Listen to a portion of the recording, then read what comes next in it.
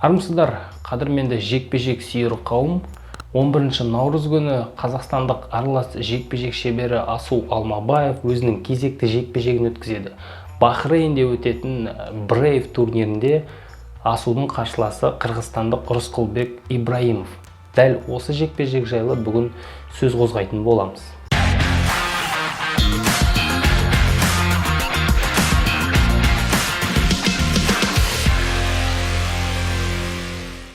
Екі спортшы үшін де бұл Brave ұжымындағы алғашқы жекпе-жектері болмақ. Рысқылбекке келетін болсақ, Қырғызстанда соңғы жылдар Қырғызстанда өнер көрсетіп жүр. Соңғы 8 жекпе-жегінде қатарынан жеңіске жетіп келе жатыр, және Асудың да осындай бір ерекшелігі бар. Бұл спортшы да қатарынан 8 жекпе-жекте жеңіске жетіп келе жатыр. Екі спортшыны салыстыра кететін болсақ, Рысқылбек бұл күрестен шыққан спортшы, өзінің жекпе-жектерінде күреске көп көңіл бөледі және тіпті соққы көп жұмсамайды. Басты мақсаты қарсыласын октагонға қарай ығыстыру, астына салып алып соққы жасау немесе ауырту, қылқындыру әдістерін іздейді. Асуға келетін болсақ, бұл Рысқылбекке қарағанда әлдеқайда жан-жақты спортшы.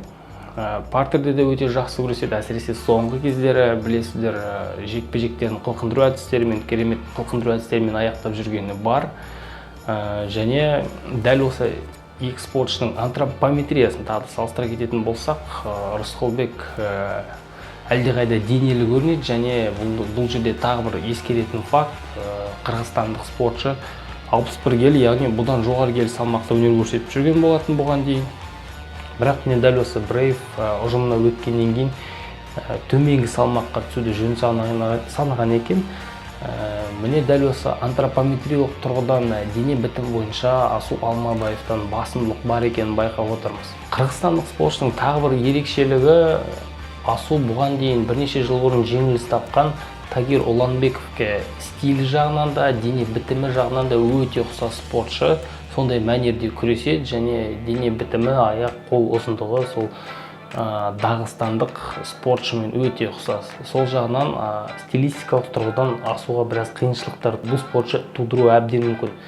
Бірақ бұл жерде бір ескеретін факт, жаңағы жоғарыда айтқан 61 келі салмақта өнер көрсеткен спортшы үшін 57 келі салмақты көрсету әлдеқайда қиын болуы мүмкін.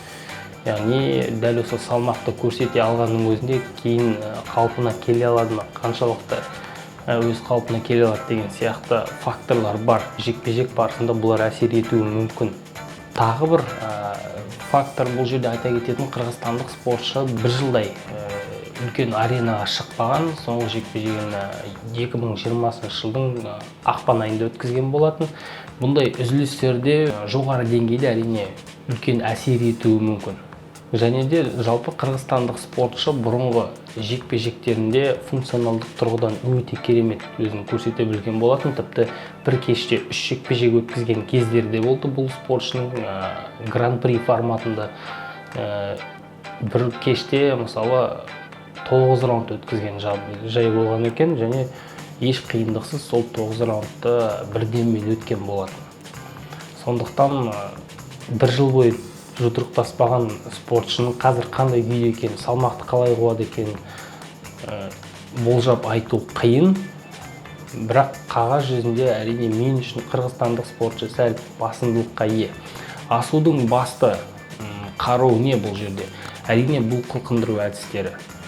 Рысқылбек күрескен кезде баспен алға әрдайым жүріп отырады. Бұл өзінің қандай бір ерекшелігі де болатын шығар. Қателігі ме әлде ыңғайлы?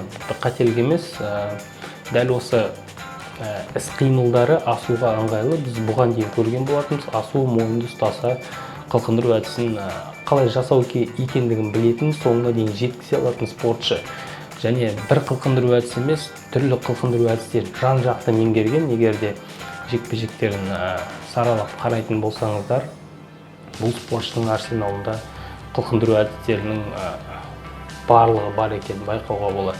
Міне дәл осы техникалық жағынан қарастыратын болсақ, дәл осы факторды Асудың еншісіне жазуға болатын шығар. Осындай бір басымдылық бар Асудың қолында. Ал жалпы жекпе-жекке болжам жасайтын болсақ, әрине